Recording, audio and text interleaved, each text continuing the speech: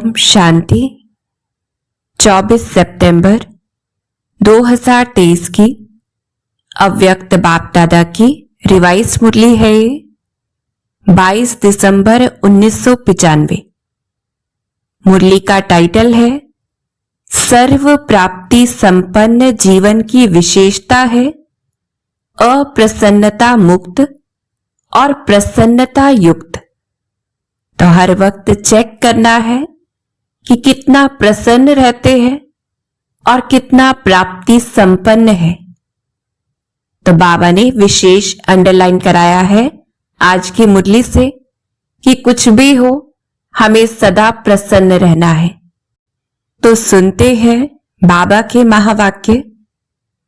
आज प्यार के सागर बाप दादा अपने प्रेम स्वरूप आत्माओं को देख रहे हैं। हम भी खुद को वैसा देखें। हर एक के दिल में परमात्मा प्यार समाया हुआ है। ये परमात्मा प्यार प्राप्त भी एक ही जन्म में होता है। 83 जन्म देव आत्माएं व साधारण आत्माओं द्वारा मिला। तो बाबा कहते सोचो, याद करो, सारे कल्प का चक्कर लगाओ, स्वदर्शन चक्रधारी होना। तो 1 सेकंड में सारे कल्प का चक्कर लगाया। पूछते हैं बाबा 83 जन्मों में परमात्मा प्यार मिला था? नहीं मिला। सिर्फ इस संगम पर 1 जन्म में परमात्मा प्यार प्राप्त हुआ है। तो अनुभव करना है इस प्यार को और इसकी वैल्यू को जो सिर्फ कल्प में एक ही बार मिलता है। तो अंतर को जान लिया ना। आत्माओं का प्यार और परमात्मा प्यार कितना अंतर है। साधारण आत्माओं का प्यार कहां ले गया, क्या प्राप्त कराया, अनुभव है ना। पूछते हैं बाबा और परमात्मा प्यार कहां ले जाता? अपने स्वीट होम और स्वीट राजधानी में। आत्म प्यार राज्य भाग्य गवाता है और परमात्मा प्यार राज्य भाग्य दिलाता है। और इसी जन्म में। ऐसे नहीं कि सिर्फ भविष्य के आधार पर चल रहे हो, नहीं, डायरेक्ट परमात्मा प्राप्ति तो अब है। वर्तमान के आगे भविष्य भी कुछ नहीं है। तो अंडरलाइन करना है इस समय सुख की प्राप्ति करनी है। तो बाबा कहते आप लोग गीत गाते हो ना कि स्वर्ग में क्या होगा और क्या नहीं होगा। और अभी का गीत क्या है? जो पाना था वो पा लिया और कुछ बाकी ना रहा।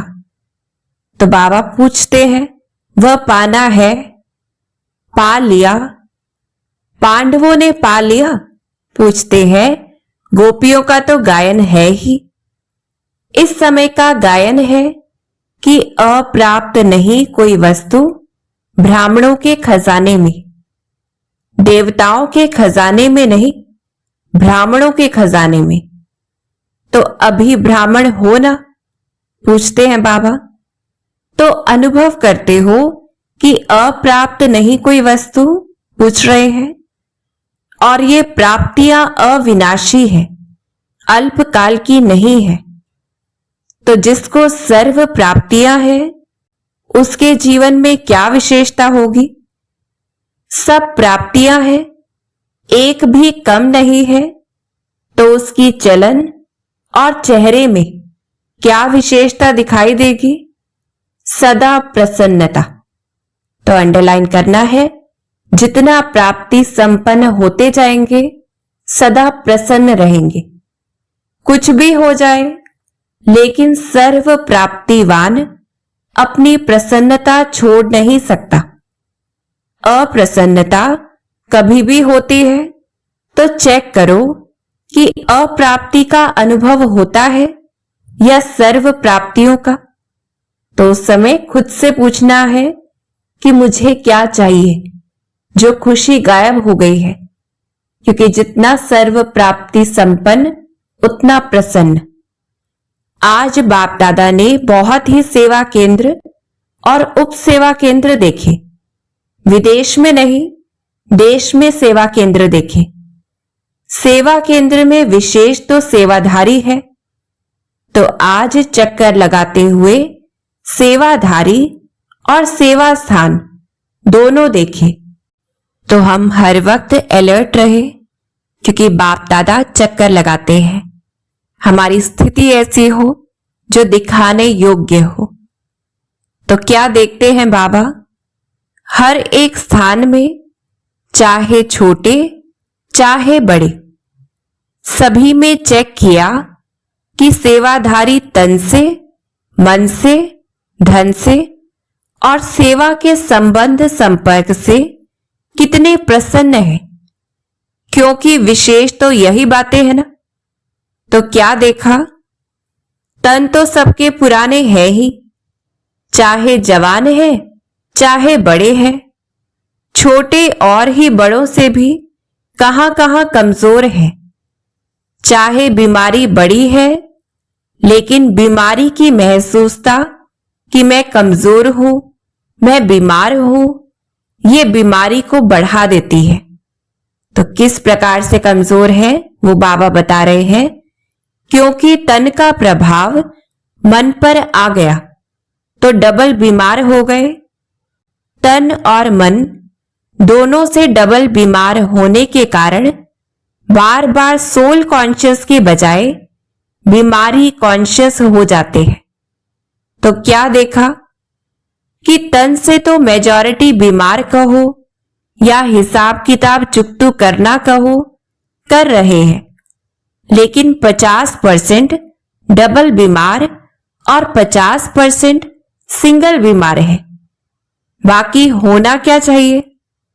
कभी भी मन में बीमारी का संकल्प नहीं लाना चाहिए। मैं बीमार हूं, मैं बीमार हूं, लेकिन होता क्या है? ये पाठ पक्का हो जाता है कि मैं बीमार हूं।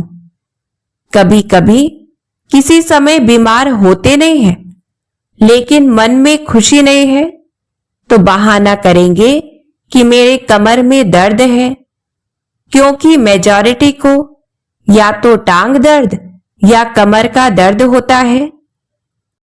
तो बाबा कहते कई बार दर्द होता नहीं है, फिर भी कहेंगे मेरे को कमर में दर्द है। अभी उसकी चेकिंग कैसे हो? तो पूछते हैं बाबा, डॉक्टर्स के पास इसका कोई थर्मोमीटर है जो कमर दर्द है या नहीं वो चेक कर सके? एक्सरे कराओ, ये कराओ, वो तो और ही खर्चा लगाओ। तो क्या देखा? तन के बारे में सुनाया। कई सेवाधारी ऐसे दिखाई दिए। तो हर वक्त खुद की चेकिंग करनी है कि हम कहीं तन और मन दोनों से बीमार तो नहीं है। तन में कुछ बीमारी है वो अलग बात है, पर मन बीमार ना हो, ये अंडरलाइन करना है।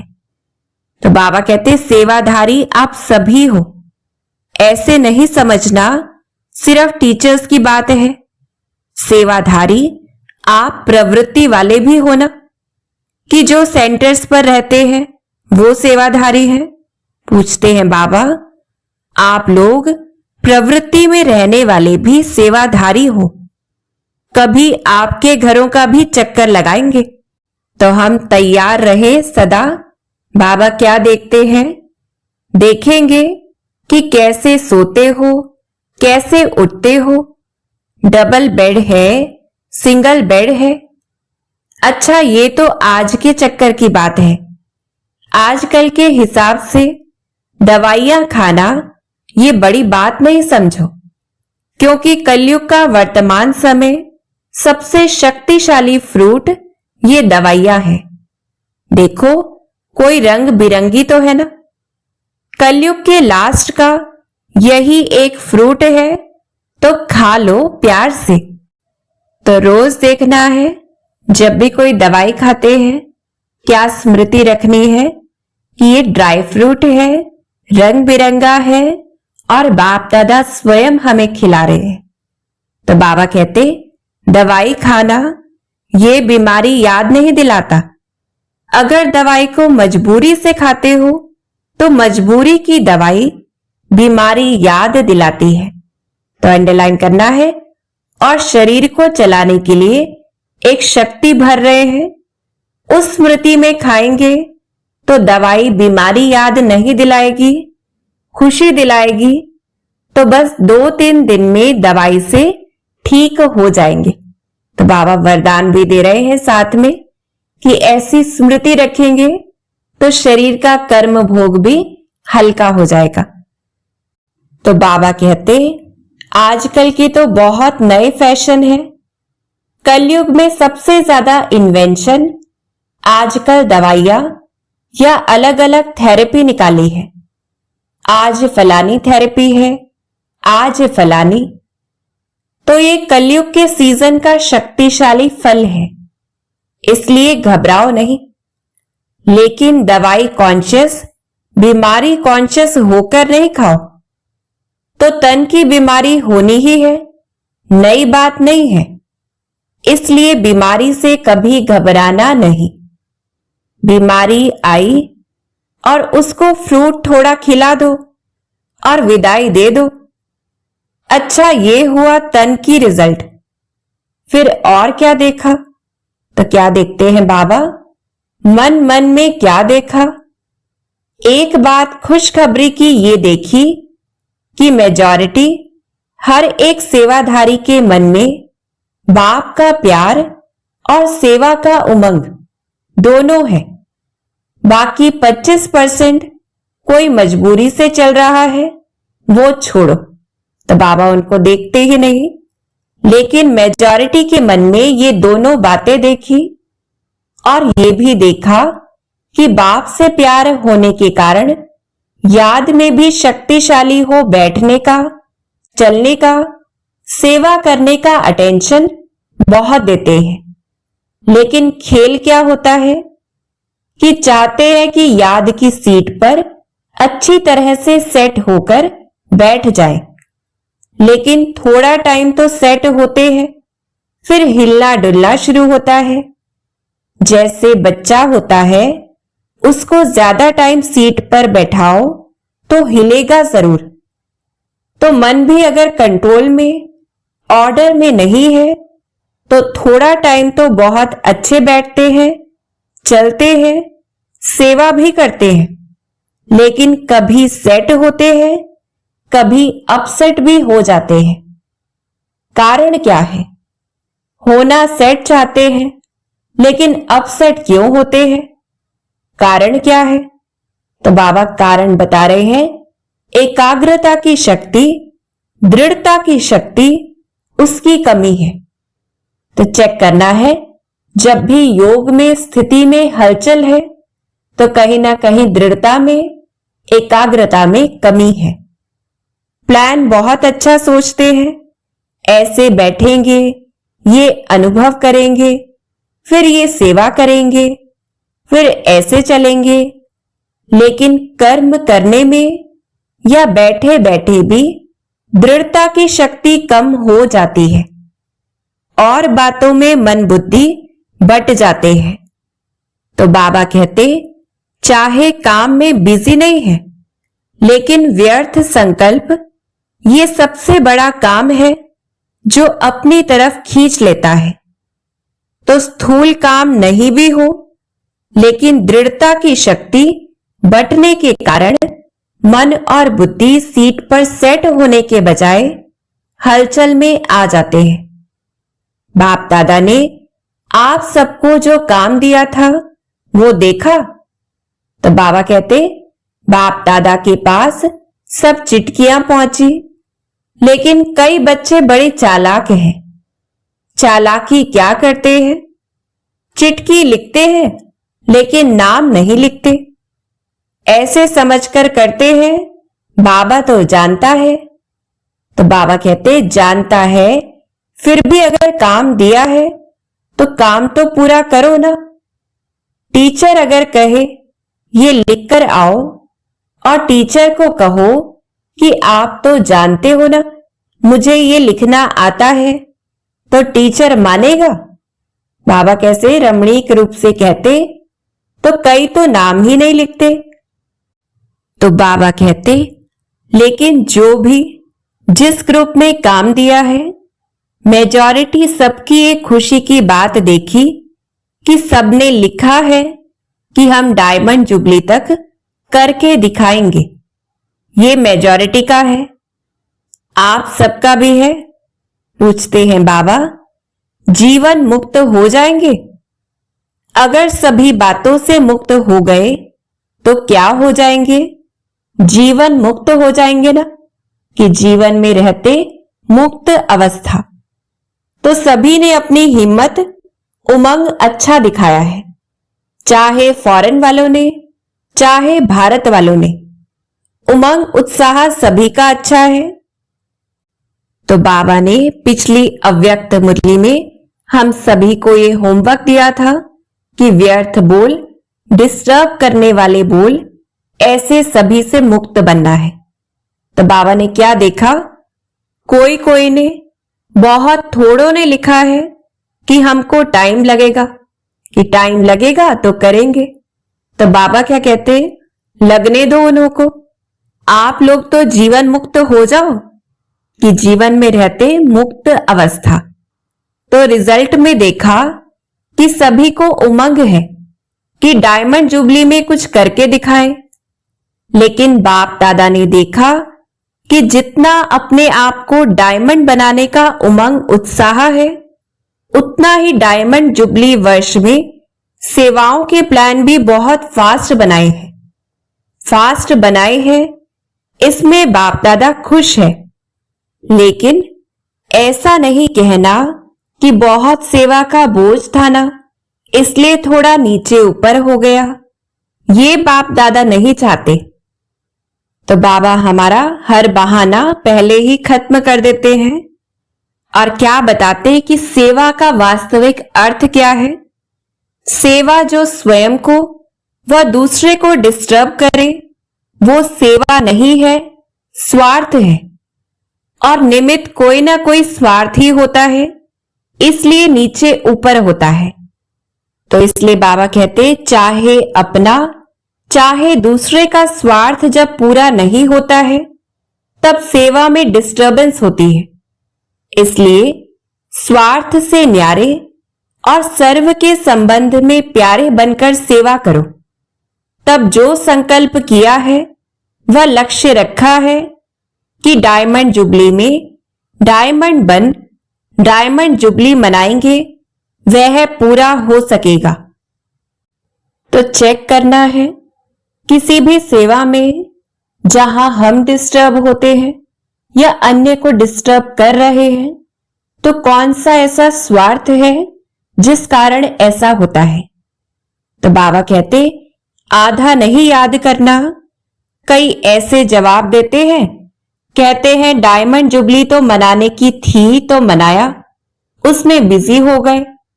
लेकिन बाप दादा के दोनों शब्द याद रखना, आधा नहीं। तो कौन से दोनों शब्द? बाबा कहते डायमंड बन डायमंड जुबली मनानी है। सिर्फ मनानी है नहीं, बनकर मनानी है। तो अंडरलाइन करना है। तो मतलब का अर्थ नहीं लेना कि मना लिया ना, लेकिन बनकर मनाया। बनकर के मनाना ये है डायमंड जुबली का लक्ष्य। तो आधा लक्ष्य नहीं पूरा करना, डबल है, बनना और मनाना। तो हर समय याद रहे, कोई भी त्योहार भी बनाते हैं तो सिर्फ बाहर से नहीं करना है, बनना और मनाना दोनों हो। सिर्फ बनना नहीं, सिर्फ मनाना नहीं, दोनों साथ साथ हो। और आप सबको मालूम है कि जब आप डायमंड जुबली के व डायमंड बनने के प्लान बना रहे हो, तो आप सबसे पहले माया भी अपना प्लान बना रही है। तो बाबा वो भी बताते, इसलिए ये नहीं कहना क्या करें बाबा, हिम्मत कम हो गई, माया बहुत तेज है, माया को अपने पास रखो। राज्य आप करेंगे और माया को बाबा संभालेंगे। तो बाबा तो बहुत रमणीक और युक्तिबाज हैं। क्या कहते बाबा, राज्य तो आपको करना है ना, माया जीत जगत जीत बनना है, तो माया को जीतने के बिना जगत जीत कैसे बनेंगे? इसलिए चारों ओर अटेंशन प्लीज। समझा? अच्छा, चक्कर का आधा सुनाया, आधा फिर सुनाएंगे। सेंटर कोई कोई तो बहुत अच्छे सजे सजाए और कोई सिंपल, तो कोई बहुत रॉयल, कोई बीच के भी थे।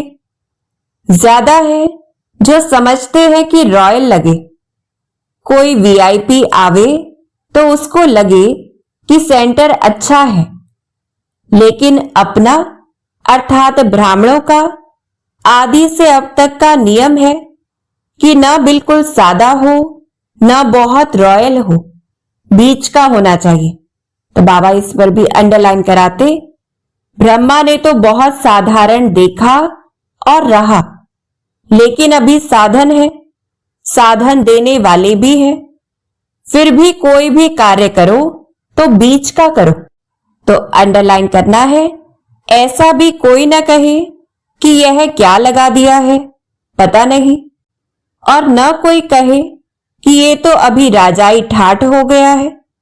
तो आज का पाठ क्या है? मुक्त तो सबसे हो गए ना, सबसे मुक्त होने की प्रतिज्ञा हो गई है ना? पक्की है या घर जाएंगे तो कहेंगे कि मुश्किल है? पक्का रहना, माया को डायमंड जुबली में मजा चखा कर दिखाओ।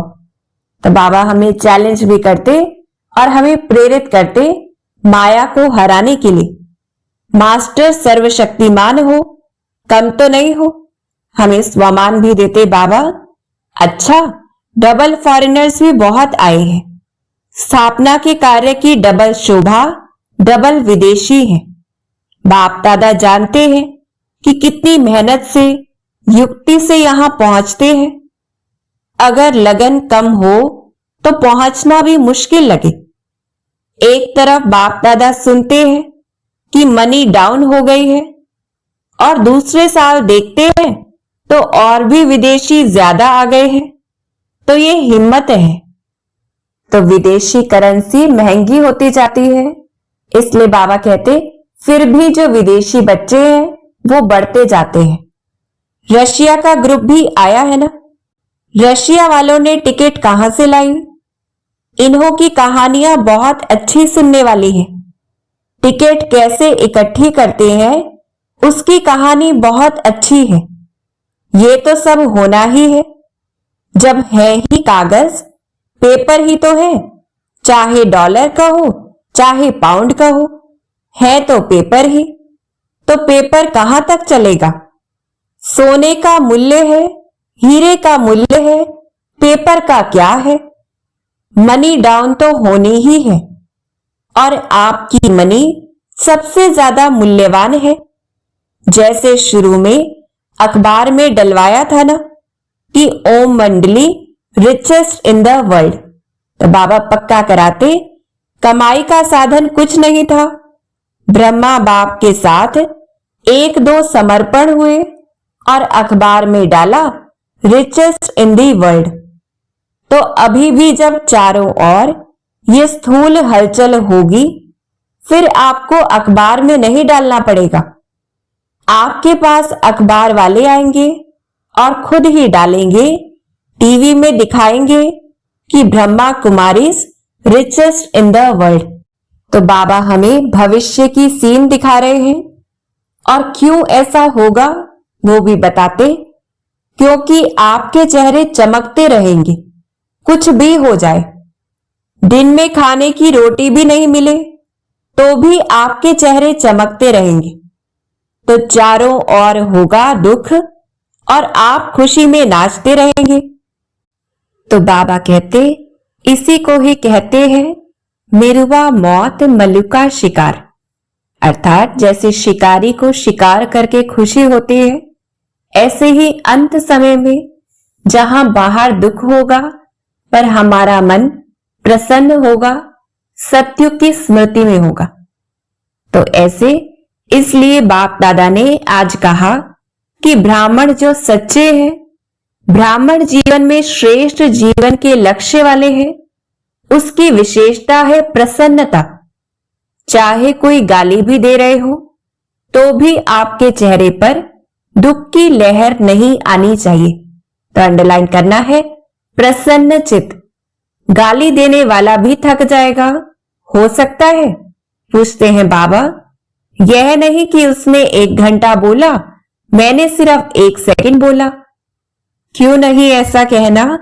सेकंड भी बोला या सोचा, शक्ल पर अप्रसन्नता आई तो फेल हो गए। तो पक्का करना है हर समय, अगर ऐसा हुआ तो फेल हो जाते। इतना सहन किया ना, 1 घंटा सहन किया, फिर गुब्बारे से गैस निकल गई तो गैस वाले गुब्बारे नहीं बनना। तो बाबा बड़े रमणीक रूप से कहते, और चाहिए ही क्या, बाप मिला, सब कुछ मिला, गीत तो यही गाते हो ना। तो ऐसे टाइम पर ऐसी ऐसी बातें याद करो तो चेहरा नहीं बदलेगा। युक्ति बताते बाबा, ऐसे नहीं उसके आगे जोर जोर से हंसने लग जाओ तो वो और ही गर्म हो जाए। तो बाबा तो बहुत रमजबाज है। किस प्रकार से कहते कि प्रसन्नता अर्थात आत्मिक मुस्कुराहट, बाहर की नहीं, आत्मिक। तो आज का पाठ क्या रहा? सदा अप्रसन्नता मुक्त और प्रसन्नता युक्त, डबल। समझा? तो पक्का करना है अप्रसन्नता ना रहे और प्रसन्नता साथ में रहे, दोनों होने चाहिए।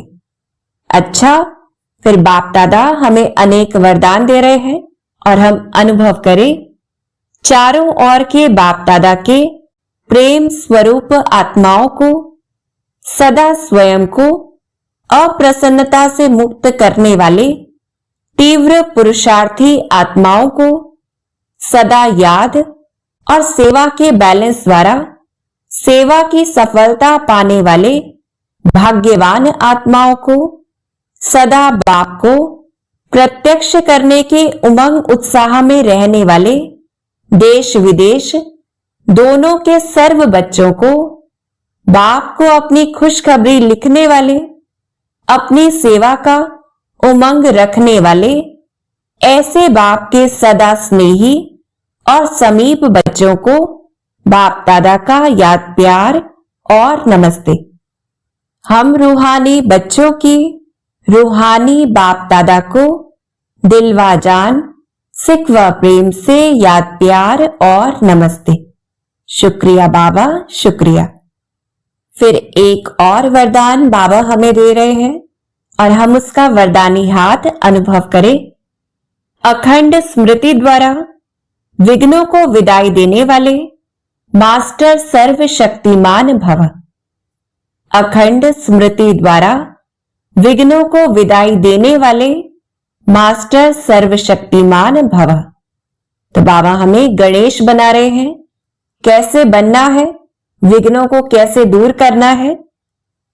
संगम युग विघ्नों को विदाई देने का युग है। जिसको आधा कल्प के लिए विदाई दे चुके उसको फिर आने ना दो। सदा याद रखो, हम विजयी रत्न हैं, मास्टर सर्वशक्तिमान है। यह स्मृति अखंड रहे तो शक्तिशाली आत्मा के सामने माया का विघ्न आ नहीं सकता। तो स्मृति से श्रेष्ठ समर्थी बनानी है। विघ्न आया फिर मिटाया तो अखंड अटल नहीं कहेंगे। इसलिए सदा शब्द पर अटेंशन दो। सदा याद में रहने से सदा निर्विघ्न रहेंगे और विजय का नगाड़ा बजता रहेगा। तो अंडरलाइन करना है कि मैं आत्मा कौन हूं, मास्टर सर्वशक्तिमान विजयी रत्न हूं। फिर स्लोगन है, ईश्वरीय सेवा में खुद को ऑफर करना ही बाप दादा की ऑफरिंग लेना है। ईश्वरीय सेवा में खुद को ऑफर करना ही बाप दादा की ऑफरिंग लेना है। तो जितना ऑफर करेंगे बाप दादा से गिफ्ट मिलेगी। तो हमें खुले दिल से ऑफर करना है, स्मृति से श्रेष्ठ समर्थी बनानी है। कुछ भी हो सदा प्रसन्न चित रहना है। अच्छा, ओम शांति।